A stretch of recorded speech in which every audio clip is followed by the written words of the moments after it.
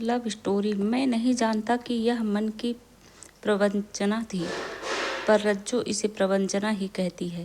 प्रवंचना का दूसरा नाम छिपाव है। आपने मुझे ब्याह से पहले अपने बारे में क्यों कुछ नहीं बताया? मुझे यह बताया गया था कि आप दिल्ली में स्टोर में हैं।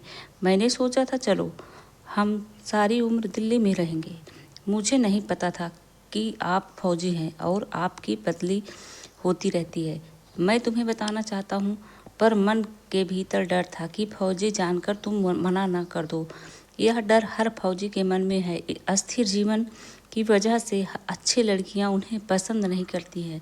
तुम सुंदर हो और अच्छी लड़की हो, समझदार हो, तुम मेरी बात जल्दी समझ जाओगी, जल्दी समझ सकती हो। मैं मानता हूँ कि मैं फौज में हूँ, लेकिन लड़ाकू फौज में नहीं हूँ। मुझे हैंड टू हैंड लड़ना नहीं पड़ता है। मैं स्टोर में रहूँगा, लड़ाई होगी तो भी स्टोर में रहकर काम करूँगा। लड़ने वाले जवानों को सम्मान देता रहूँगा। बस डर यही है कि फौजी बेमौत मारे जाते हैं। यह तुम्हारा वहम है। जिसकी आई होती है उसी की मौत होती है। क्या सिविल में लोग नहीं मरते हैं? दूसरी बात यह है कि मैं तुम्हें यहाँ घर में रहने नहीं दूँगा। जब तक मैं छुट्टी पर हूँ हम यहाँ रहेंगे। मैंने क्वार्टर के लिए लिखा है। उम्मीद है कि छुट्टी खत्म होने के पहले ही क्वार्टर मिल जाएगा। उसके लिए पहले ही टिकट बुक करवानी होगी। पैसे हैं आपके पास? नहीं तो मैं बैंक से निकलवा लेती हूँ। नहीं, उसकी ज़रूरत नहीं है। क्वार्टर अलॉटमेंट लेटर के साथ तुम्हारे लिए फ्री रेलवे वारंट आएगा। मेरा वापस जाने का फ्री वारंट है ही। हमारी रिजर्वेशन मिलिट्री कोटे से होगी। रेलवे स्टेशन के एक नंबर प्लेटफार्म पर MCO ऑफिस है, यानी मूवमेंट कंट्रोल ऑफिस। वह हमारी रिजर्वेशन करेगा? कोई बात नहीं, वारंट आने दो, मैं सब कर लूँगा। सच? हमारा कोई पैसा नहीं लगेगा? नहीं, बिल्कुल नहीं लगेगा। यही नहीं, जो 2 रूम सेट का क्वार्टर मिलेगा उसमें भी कोई किराया नहीं लगेगा। बिजली पानी भी फ्री में होगी। अच्छा, यह तो बहुत ही अच्छा है। तुम चलो तो सही, और भी बहुत सारी सुविधाएं मिलेगी वहाँ पर। अच्छा जी, मेरी एक बात मानोगे? रज्जू ने बड़े प्यार से कहा। सारा प्यार उसकी खूबसूरत आंखों में उतर आया था। कहो। मैंने भी उसी मूड में जवाब दिया। आज हम यहीं मम्मी पापा के पास रह जाएं? अच्छा, मैं भाई को फ़ोन कर देता हूँ। तुम्हें भी मेरी एक बात माननी पड़ेगी। क्या? कान इधर करो। कान में कहूँगा प्राइवेट है। मैंने कान में जो कुछ कहा उसका चेहरा लाल हो गया था। मैंने कहा उसने सर झुकाकर कहा हाँ। मैं सिर हिला दिया था। मैंने खुश होकर कहा चलो इसी बात पर कंपनी बाग में जाकर टिक्कियाँ खाते हैं। ठीक है, साथ में सन्नो और पिंकी को साथ ले ले, वे भी खुश हो जाएंगी। ले लेते हैं। सन्नो रज्जो की सहेली थी जिसने मेरा रिश्ता करवाया था। पिंकी रज्जो की छोटी बहन थी। टिक्कियाँ खाकर हम लौटे तो रात के 10 बजने वाले थे। मम्मी पापा जल्दी खाना खाकर सो जाते थे। सन्नो पिंकी के कमरे जाकर सो जा गई। रात को रज्जो ने अपना वादा निभाया। रात भर हम स्वर्ग में उतरते रहे, प्यार करते रहे। पता ही नहीं चला कि कब सुबह के 4 बज गए। तब सोए। जीवन का यह सुख असीम था। सुबह उठने में देर हो गई। रज्जो नहा धोकर जब बाहर निकली तो बहुत ही खिलखिली थी। शरीर और मन से तृप्त थी। तृप्ति के बाद इतना सुख मिलता है, पहली बार अनुभव किया। मैं भी काफ़ी खुश था।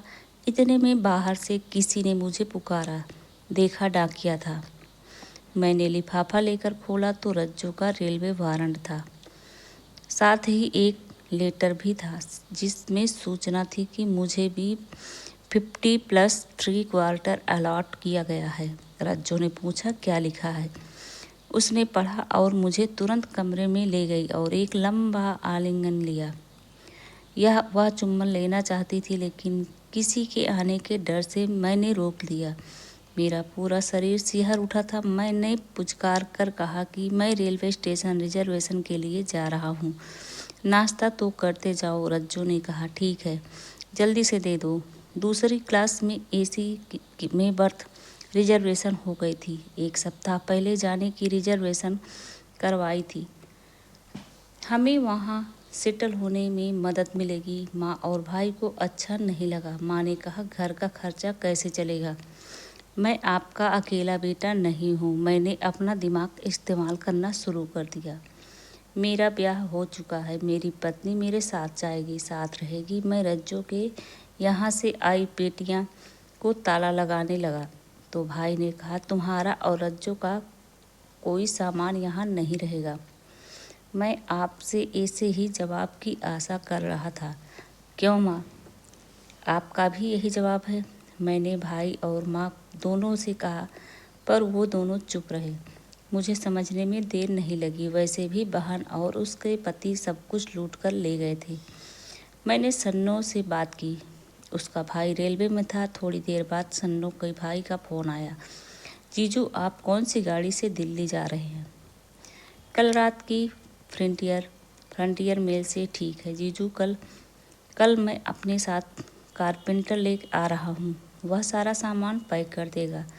फ्रंटियर मेल ट्रेन की पार्सल वैन में सामान चढ़ा भी दिया जाएगा। थैंक्स राजू, मेरी सारी चिंता दूर हो गई। मेरे मामू के लड़के हमारी यूनिट में ही डिप्टी कमांडेंट थे, कर्नल दीपक साहब। मैंने जो उनकी बात की, सारी स्थिति बताई। उन्होंने कहा, अच्छा हुआ माँ बहन भाइयों के प्रति तुम्हारा मोह भंग हो गया। मैंने तुम्हें समझाया भी था। तुमने बेकार 12 साल घर में पैसा दिया। खैर, देर आए दुरुस्त आए। तुम चिंता मत करो। मैं गाड़ी और 4 मजदूर समय पर भेज दूंगा।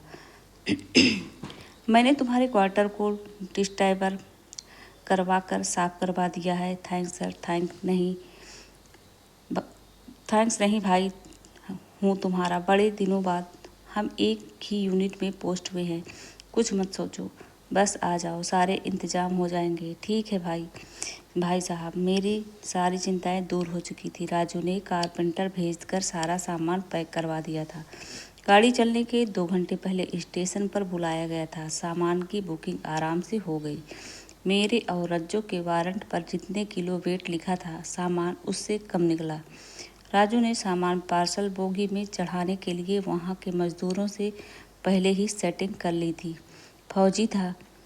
वे रम की बोतल मुझसे चाहते थे। रम मैं हमेशा अपने पास रखता था। बोतल राजू को दी थी। उसने कहा, जीजू आप चलें, गाड़ी प्लेटफार्म पर लग चुकी है। मैं सामान चढ़वा कर आता हूँ। मैं प्लेटफार्म पर आया तो रज्जो, उसके मम्मी पापा, सन्नो, पिंकी डब्बे के सामने खड़े थे। मेरे घर से कोई नहीं आया था। जब तक पैसा देता रहा उनके लिए सब कुछ था, पर अब कुछ नहीं। यह बात मुझे कचोटती रहेगी। सारा सामान चढ़ गया। रज्जो ने पूछा, चढ़ाने के लिए ले गए हैं? मजदूरों को रम की बोतल चाहिए थी, वह दे दी है। मैं लेकर गया था, जानता था ऐसे कामों में यह बहुत काम आती है।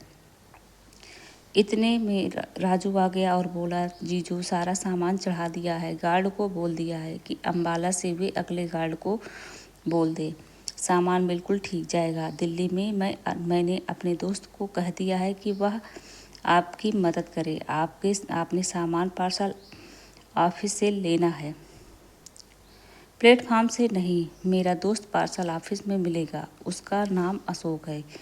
थैंक राजू, क्या कहते हैं? जीजू, यह मेरे घर का काम था। गाड़ी चली तो मैं और रज्जो सभी से विदा लेकर अपनी बर्थ पर आ गए। दोनों नीचे की बर्थ थी। मैं मन से संतुष्ट था। रज्जो भी खुश थी। उसके मन में बहुत सी बातें थी। दूसरी बर्थ में मैंने उसका बिस्तर लगा दिया था। वह मेरी बर्थ पर मेरे कंबल में आकर बैठ गई। रज्जो अभी बात शुरू करने वाली थी कि टीटी आ गया। टीटी के जाने के बाद रज्जो ने कहा, अब रात दिन हमारे होंगे। किसी के आने का डर नहीं रहेगा। हाँ, जब तक छुट्टी रहेगी दिन रात हमारे होंगे। फिर दिन में ड्यूटी, रात में प्यार रहना। उसने हाँ में सिर हिला दिया। वह फिर से लाल हो उठी थी। रज्जो की यह अदा हमेशा मुझे रोमांचित कर देती थी। मैं थोड़ा आगे बढ़ने लगा तो उसने इशारों में मना कर दिया कि ट्रेन है।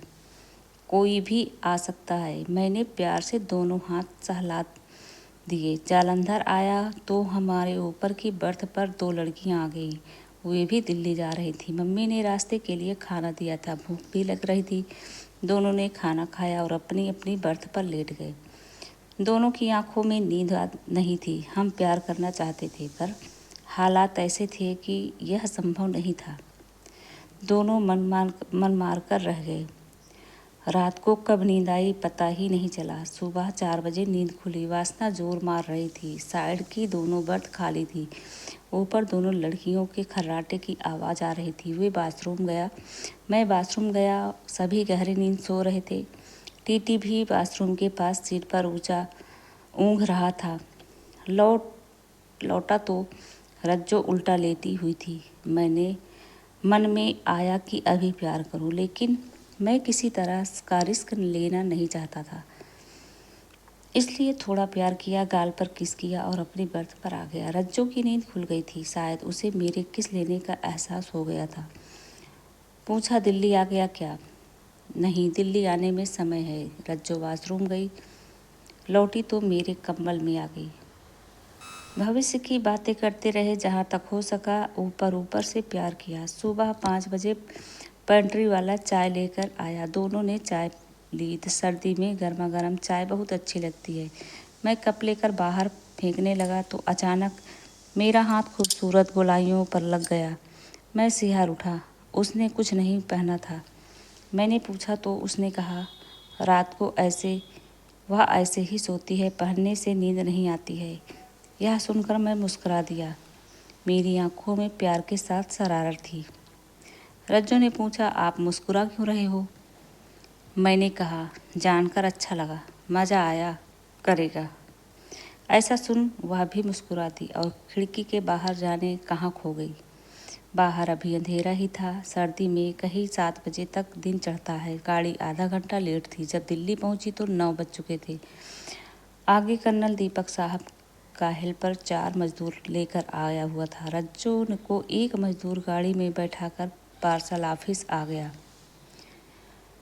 सारा सामान लेने में 1 घंटा लग गया। सामान सुरक्षित था। क्वार्टर पहुंचने में 12 बज गए। चारों मजदूर अब तक नहीं गए जब तक सारा सामान सेट नहीं हो गया। कर्नल साहब ने दोपहर का खाना भिजवा दिया। खाना खाकर रज्जो सो गई। मैंने जाकर गैस बुक कर दी और साथ में सिलेंडर भी ले आया। किचन सेट हो गया। शाम 5 बजे कर्नल साहब ने गाड़ी भेज दी। मैं और रज्जो जाकर राशन और घर का सारा ज़रूरी सामान ले आए। कर्नल साहब भाभी जी के साथ शाम 7 बजे घर आए। घर सेट हो गया था। रज्जो ने अच्छी सी चाय बनाई। चाय पीकर कर्नल साहब और भाभी जी खुश होकर गए। शाम का खाना भिजवाने की बात कह रहे थे, लेकिन रज्जो ने मना कर दिया। उनके जाने के बाद हम दोनों अकेले थे। मैंने कुंडी लगाई और दोनों एक दूसरे के बाहों में समा गए। रज्जो ने कहा, पहले नहा लेते हैं। मैंने कहा, प्यार करते हैं फिर इकट्ठे नहाएंगे। इस तरह एक दूसरे में समा गए जैसे युग युग से बिछड़े हो। अलग होने का नाम ही नहीं ले रहे थे। काफ़ी देर बाद अलग हुए। रज्जो बाथरूम में घुसी तो मैं भी साथ में घुस गया। खूब नहाया। दोनों वहाँ भी एक दूसरे को छेड़ते रहे। खूब संतुष्ट होकर निकले। रज्जो ने कहा, कुछ रात के लिए भी रहने दो। मैं मुस्कुराकर बाहर निकल आया। थोड़ी देर बाद रज्जो भी बाहर आ गई। खिलखिली मस्ती यह नशा बन गई और दिन रात चलती रही। जीवन भर रज्जो ने वह किया जो मैं कहता था। मैंने वह किया जो रज्जो चाहती थी। यह प्रवंचना नहीं, प्यार है, सिर्फ प्यार। तो दोस्तों, यह कहानी कैसी लगी कमेंट बॉक्स में ज़रूर बताइएगा। उम्मीद करती हूँ वीडियो आप लोगों को पसंद आई होगी। तो लाइक कीजिएगा, शेयर कीजिएगा, चैनल को सब्सक्राइब करके जाइएगा। बेल आइकन की घंटी प्रेस कर दीजिएगा। जैसे ऐसे ही वीडियो